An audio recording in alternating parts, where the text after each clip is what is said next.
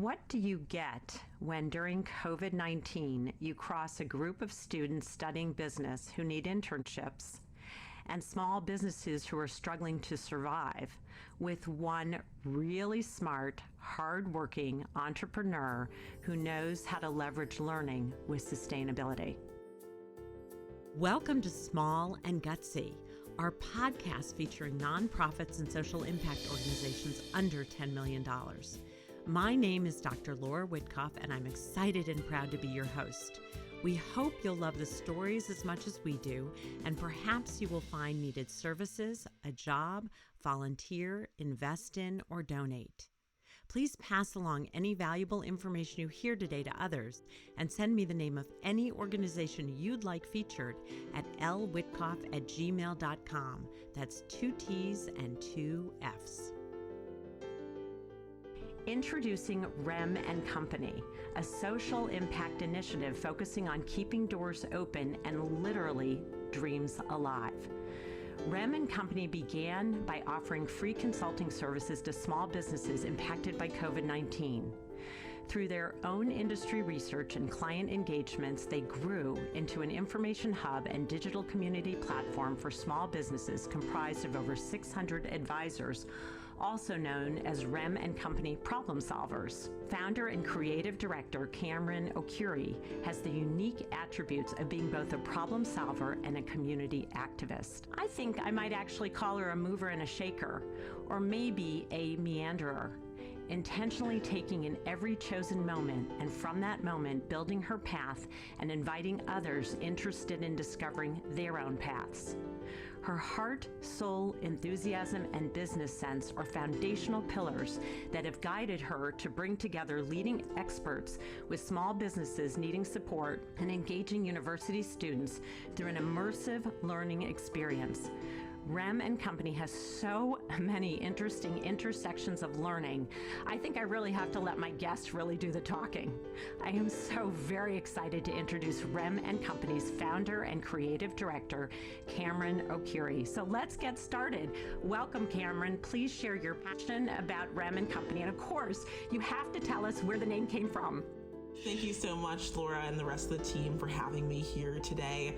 I think the passion for REM and Company, it started off with definitely helping small businesses, but I think even as the pandemic really changed, it became really about educating and empowering Gen Z on the role that they have socially and financially, really supporting local economies and their communities. Definitely, I think when we first started REM, we were really seeing two communities that really needed help. So whether that was small businesses, which had to oftentimes lay off a lot of their workers and were kind of struggling to digitally transform, stay afloat during the height of the pandemic, but also a lot of not only students, but young professionals who had either been laid off from their jobs, internships canceled, or even some of more of our executives that just had more time on their hands now that they weren't spending so much time commuting in and out of the office. Our passion, as I said before, has really been about community and the role each and every one of us has to play within that.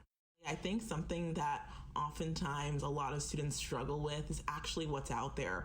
You're kind of told there are a few different jobs that are there, and when you start really actually digging on LinkedIn, you kind of figure out that every company is calling a job a different title. There are so many things that are out there, but oftentimes it takes one person that really needs to expose you to what's out there, whether it's students or professionals that come to us and from the womb they knew they wanted to work at a top 3 consulting company, or we have the people that are saying, you know what, consulting might be just a stepping stone to a career in law, medicine, etc. When we kind of label people problem solvers over anything else, it really opens the door to the types of people that can actually come and join our initiative. I love that so much, because you folks can get an education in lots of different ways.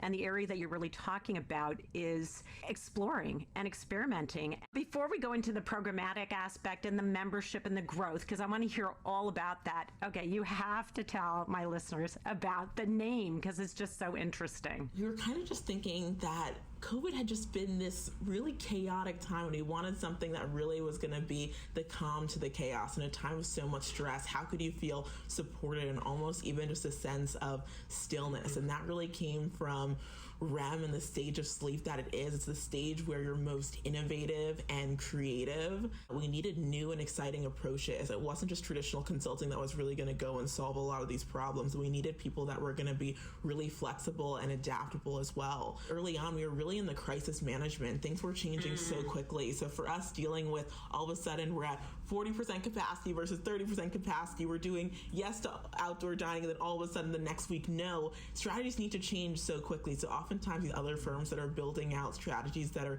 months or years out really weren't going to work for us. So it was very much on how can we really be present in the moment and constantly doing research about different local and government policies and regulations that were constantly changing and how that was affecting even the business world around us. That is so brilliant, because you're right. And when I initially started sort of in the consulting world myself, you would look at strategic plans that would be 5 years out, right? And then it was 3 years, and then it was 18 months, just in sort of that more traditional consulting frame.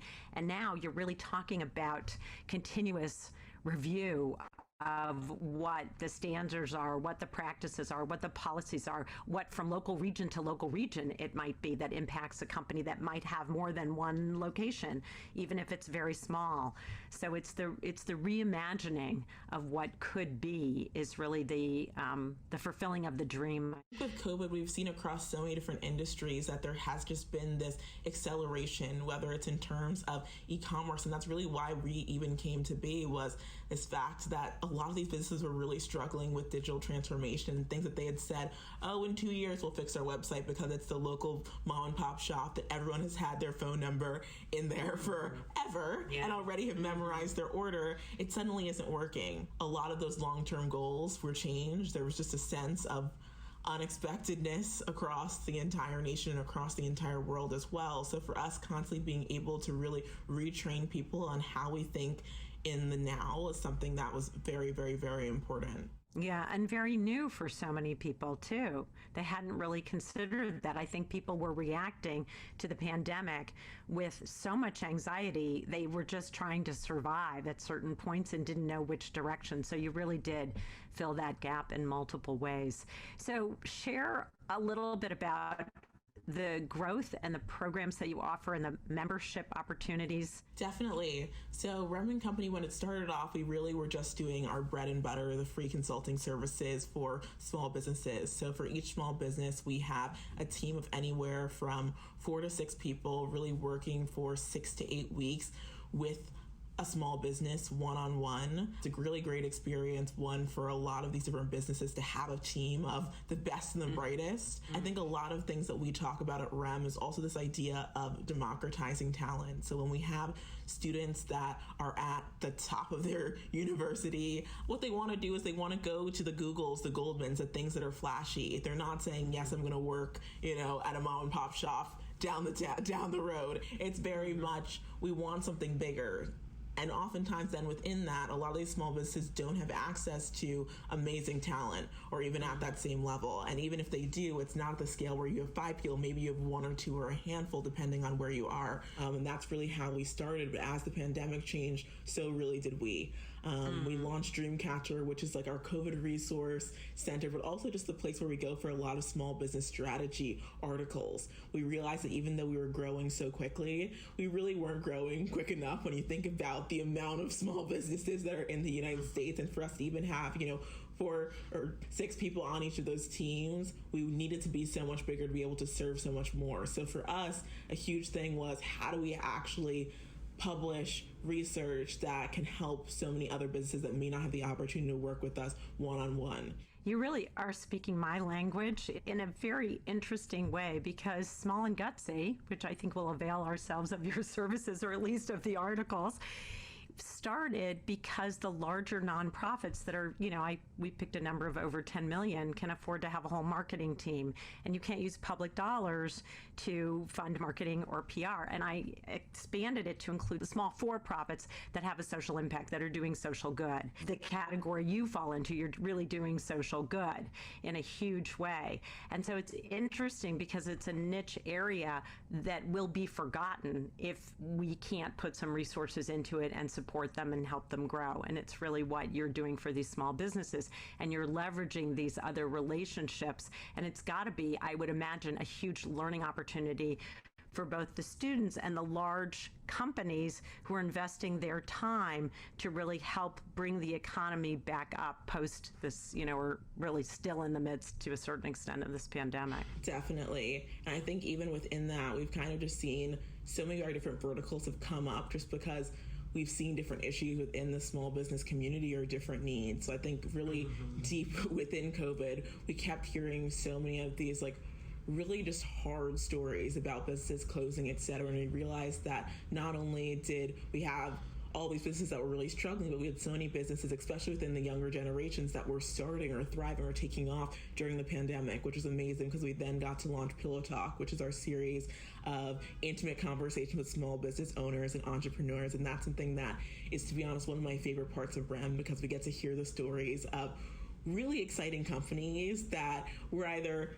just launched during COVID or, a few years before, and they're doing amazing things in terms of innovation, sustainability, the work that they're doing for the community, et cetera. So that was something that was so exciting for us. I love that. I love the name Pillow Talk. It's, again, on your theme. I think it's so creative and clever. And are most of those organizations you've helped, or you've just learned about them and wanted to interview them because they're, have been surviving and trying to do innovative startup during this really crazy time?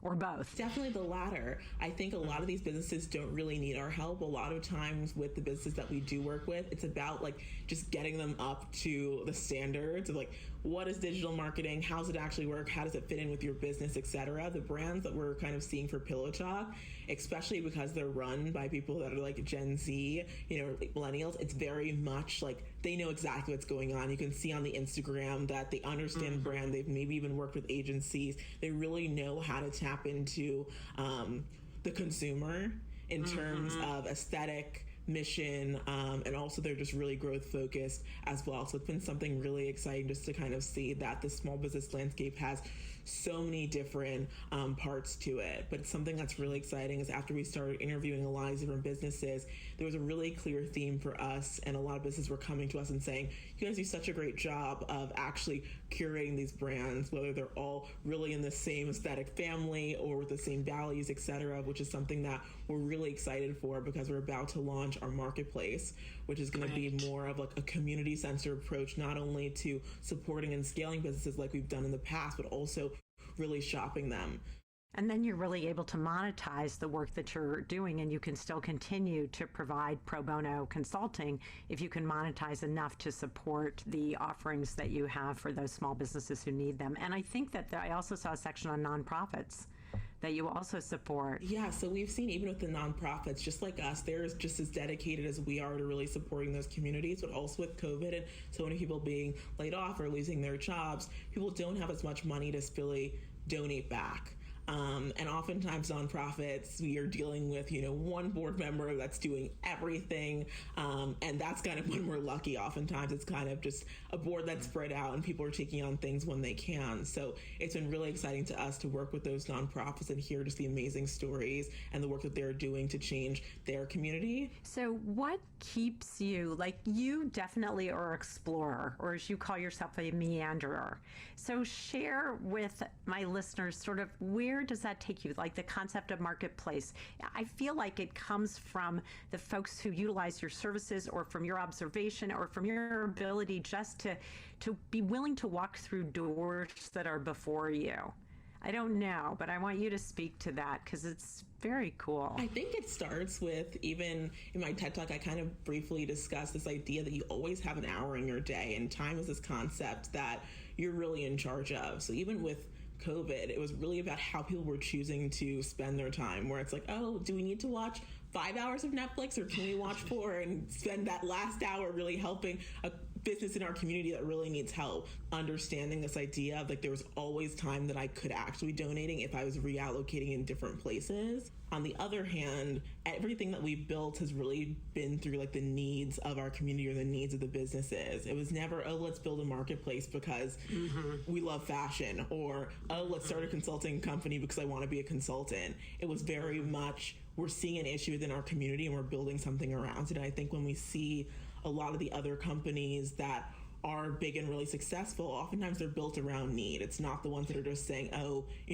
we need to do something or we want to do something, let's go do it. It's very much, let's hear from our users, etc. And I think my background, especially early on in my career, was all about user experience and product design, having one-on-one interviews with different consumers, really understanding what makes them tick and the issues that they're actually seeing, and then being able to build solutions for that. So when we began to build REM and Company, we were seeing, we have all these students and professionals that are struggling with even just communicating in a pandemic and making new friends, networking, etc., what that actually looks like.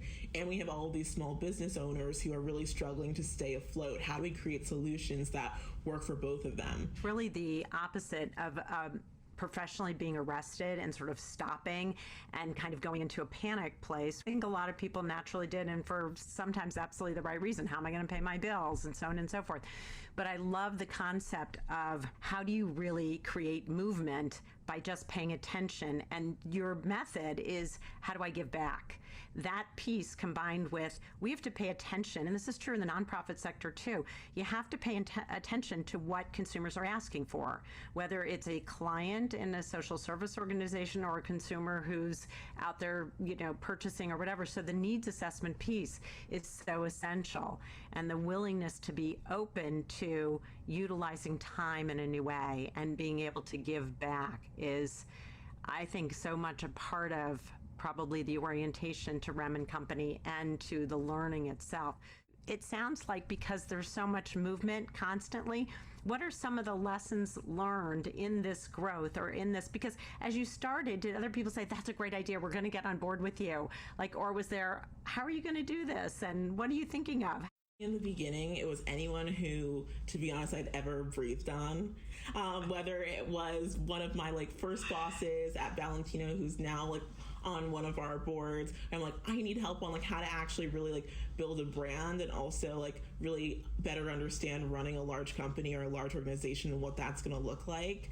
So there's so many different people that have kind of played so many different roles within that. Even back when I was at WashU, I had an amazing organizational behavior professor, and we really worked a lot about how should this actually be structured? What does it look like to run an organization of this size? Just because oftentimes no one is trusting someone who, is right out of school to manage over 600 people. A lot of it really is really understanding and learning for some of the amazing companies that are out there and leaders on what works and what doesn't work within that.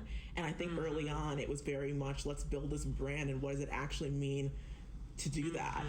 Early on, when I spent a lot of time building the brand, all the different branding things like Pillow Talk and Dreamcatcher that keep people excited when they see our website or the color scheme, etc.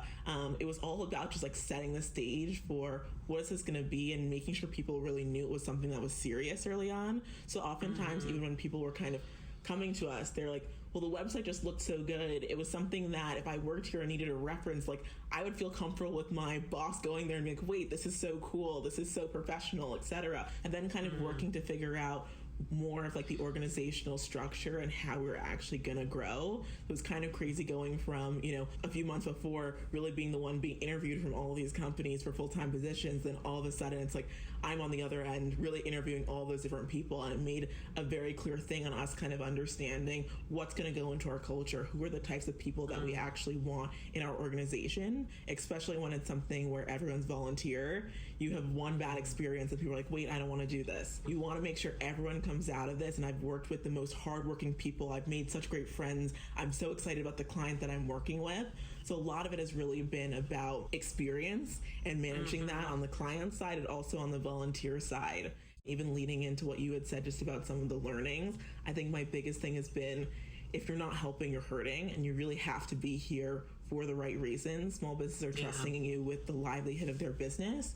So for us, it's so important that the people that come to us come with such a passion and also a drive. It's definitely been a lot about building that culture. And in a way, I think we've seen with so many different issues, whether it's Black Lives Matter and how companies have responded to that, there's a lot of fixing of the cultures. And it's really an interesting time when you're building something to kind of say you can learn from all the people that have made mistakes and start in a place where what are the things that we really care about? What are our core values? I think that's something that definitely kept people coming back. No matter who's in our organization, we really go through and make sure that every single person is aligned on one community. The fact that if you're an intern that's never done anything with consulting, you're just here to research, or you're an executive at a Fortune 500 company, not only are you needed here, but you're wanted here. And that voice is something that you really need to use, because there are so many different things in a crisis situation where not all of us will see it. If you see something, say something. It's really important that everyone knows that they have a role to play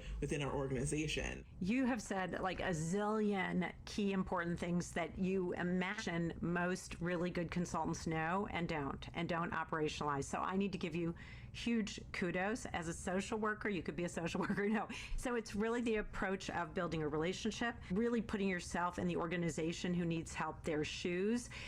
The piece about everybody's a volunteer, but everybody has a role and everybody's valued for their input, and that respect encourages hard work and contribution. Everything you've said is just music, because it often goes kind of absent in sometimes more traditional consulting roles of going in and doing a piece of work or doing a strategy plan. And you've really encouraged a culture both inside your organization with the volunteers, but also with the organizations to whom you consult and connect, because they have to be vulnerable.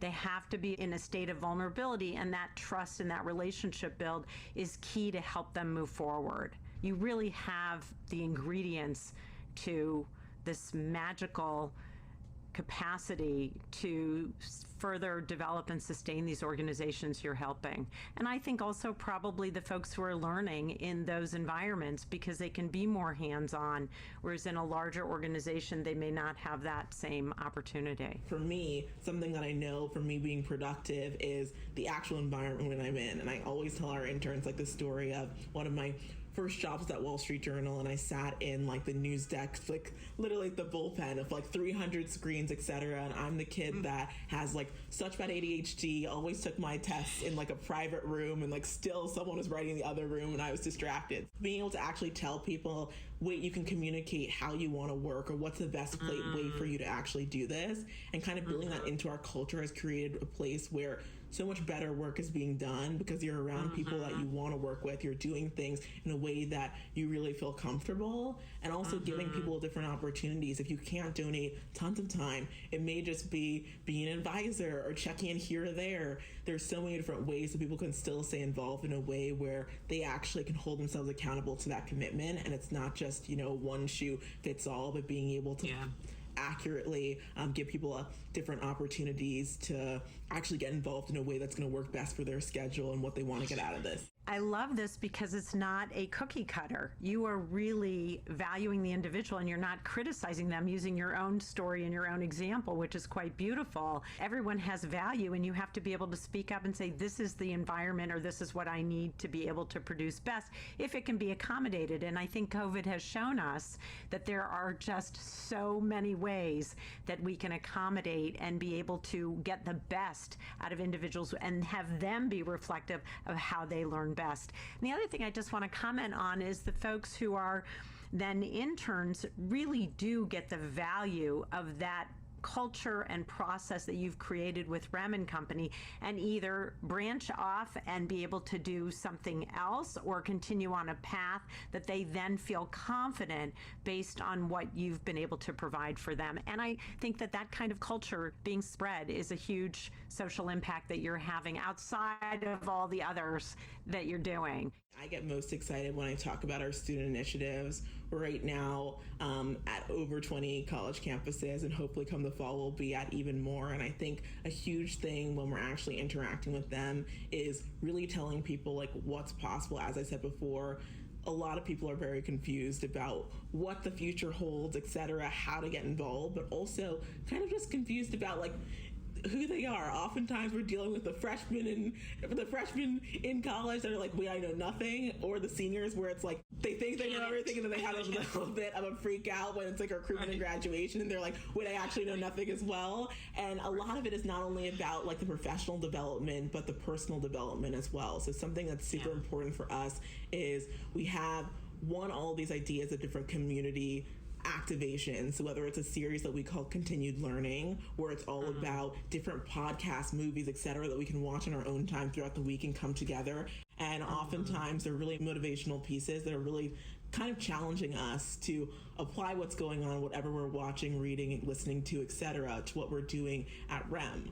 Oftentimes it's not just like what you want to get done, it's what actually needs to get done. So for me, I think even using that example early on, I was very much like HR, technical support, everything behind the scenes, when my strong suit is especially working within consulting, building those decks, interacting with a lot of those businesses. But for us to grow as an organization, I can't be on the front line speaking to every small business. I need to be building systems behind the scenes to make sure we can actually function.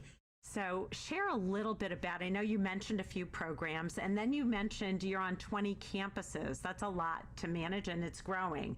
So share about that process and any of the other programs you want to highlight that you haven't. When we first started out, we had so many students that were with us at like first COVID summer where they were just like, wait, we need something to do, etc. And then when it came to that time when all of them were going back to school, they're like, wait, we're still in the midst of this pandemic, and we love the work that we were doing and the friends that we've met and the mentors that we've had. How can we figure out a way to continue? And obviously before, during the summer, it's like there's 1,000 products going on. We're running around like a chicken without our head, just helping as many businesses as possible. But then you have school, where it's extracurriculars, getting good grades, managing a social life, etc. We had to really rethink what this program would look like. So REM on Campus was an opportunity where students would really only be working with one client over the course of 6 to 8 weeks. And it's something where they're normally led by a professional who has experience. But oftentimes it's something where it's a social media or digital marketing.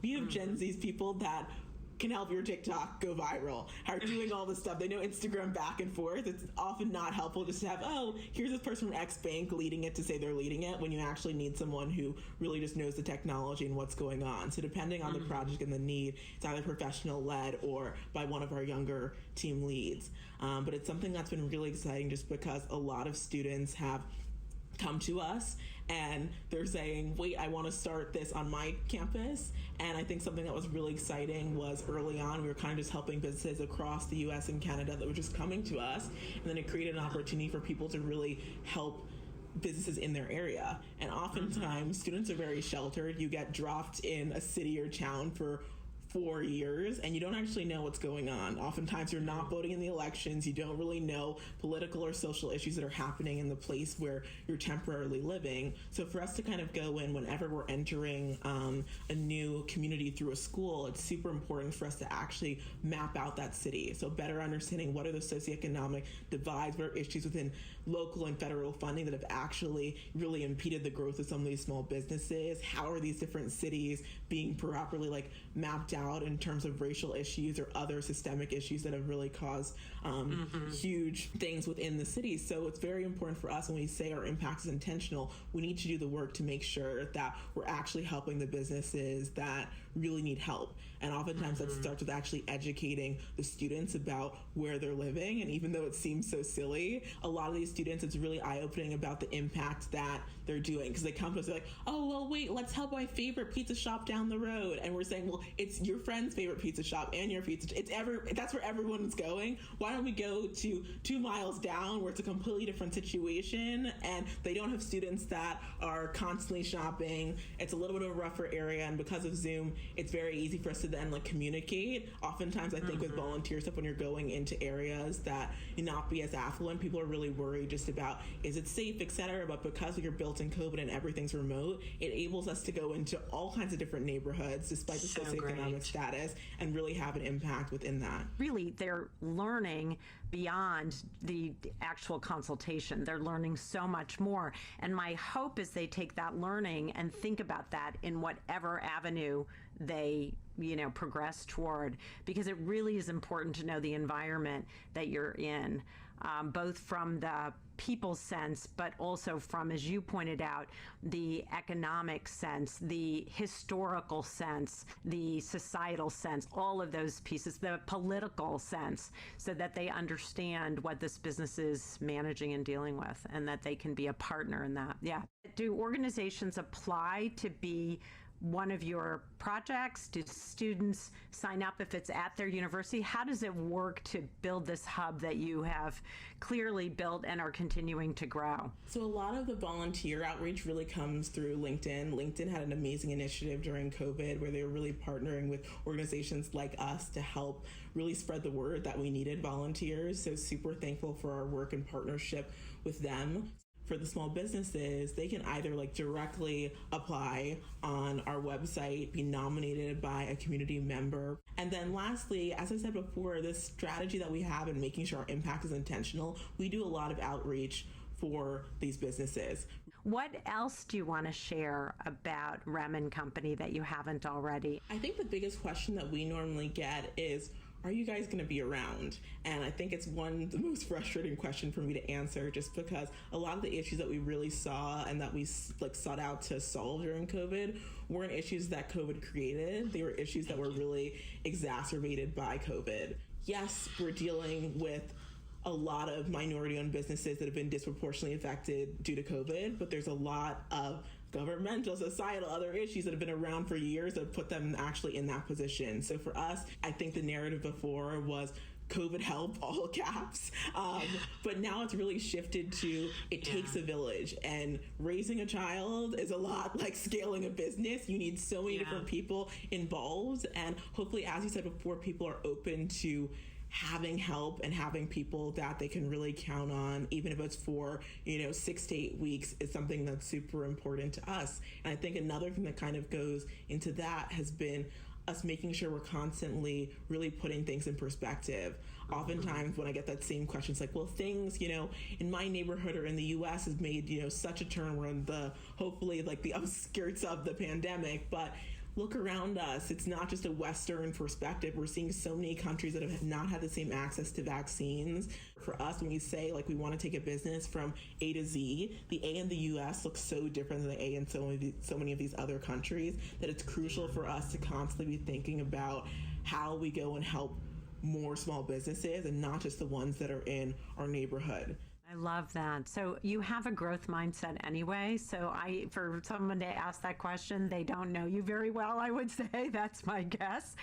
Yeah, I think you're going to be around for a very long time. I hope. I can't imagine.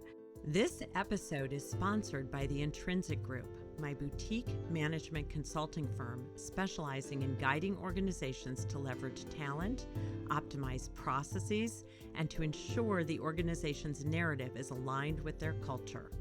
If you'd like to sponsor an episode, please reach out to us. To see all the small but mighty organizations we featured, check out our incredible infographics in the stories section of the Intrinsic Group website. So at this point in our podcast, we always have this round of quick and gutsies. What is at the top of your wish list for REM and Company?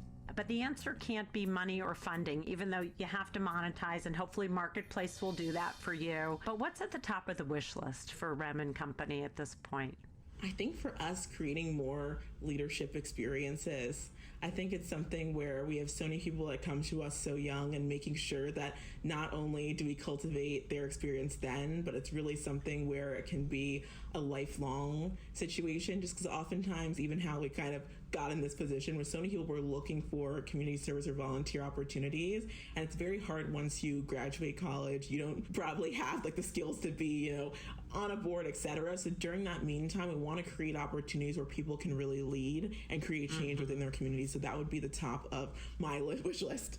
So if you were to think of a song that describes REM and Company, what would it be? I'm not sure exactly which song it would be, but the kind of song that would definitely be is something that is calm, but also really exciting. There's tons of movement going on, whether it's in our initiative, etc. And yes, we try to be this organization that's very much the calm to the chaos for a lot of those businesses, and that's kind of what it appears to be on the outside. When you really get into it, we're so excited, we're so passionate, there's no way we could really be that calm. So I think a song that definitely is dynamic, yes, it'll kind of be quieter song, but definitely have some notes where you're kind of excited, and even maybe there are points where you want to get up and dance around, just because there's a lot of life that we're celebrating and there's a lot of positivity as well. And I think that's definitely what we kind of see ourselves in some sort of musical piece.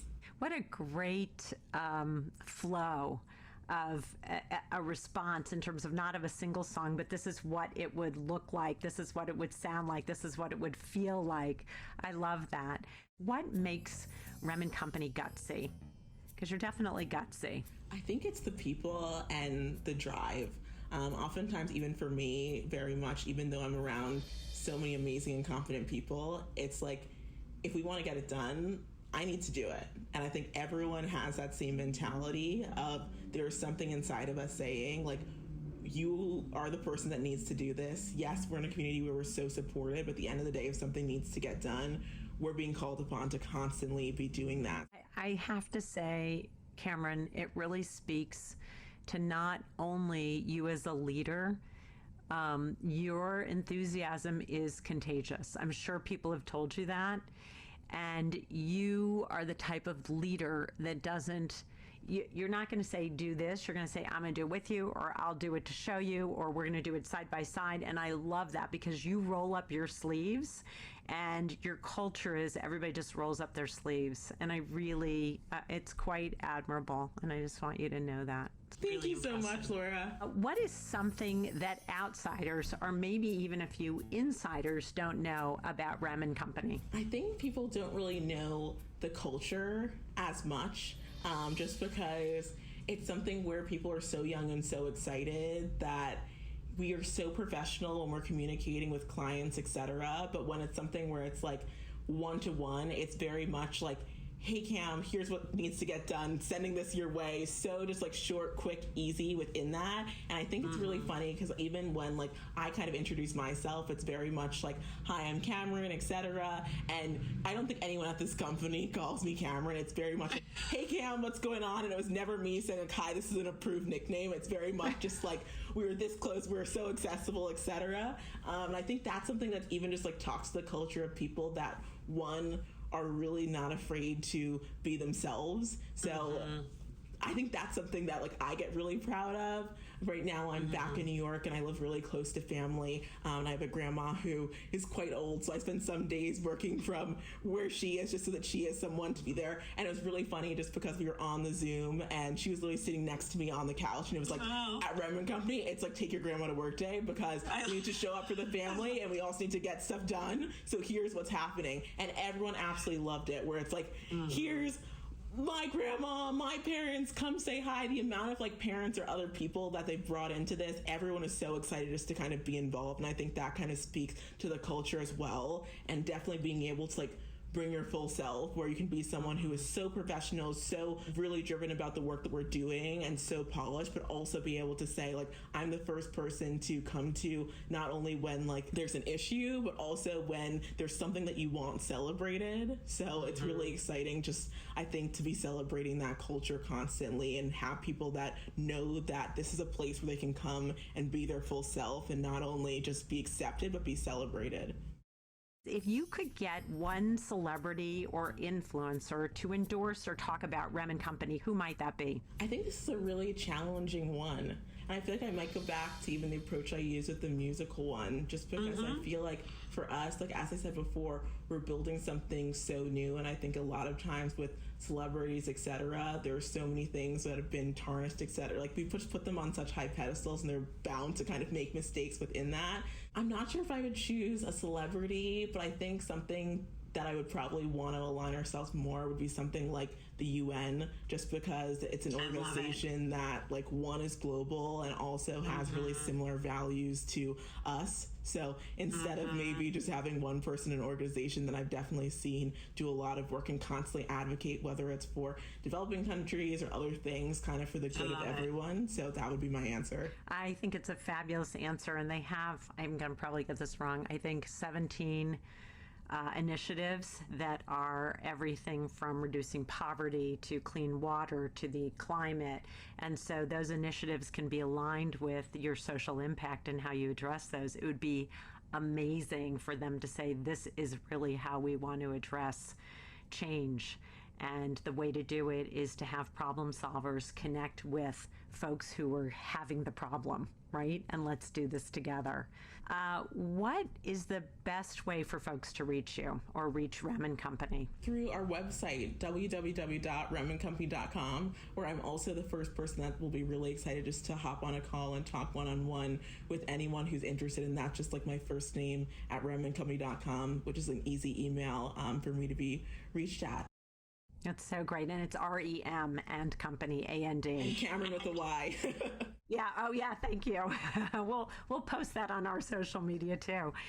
So I just want to thank you so much for spending time with me today and giving me a window into not just the programs that you offer, because it doesn't feel like a program, it feels like a movement, but really the depth of the hub that you're creating and the fingers that are spreading, and really the ability to not only impact and create future leaders, but to really address our socioeconomic needs and the impact so that these organizations can survive in terms of the work that they're producing, both for economic reasons, but also for social impact reasons.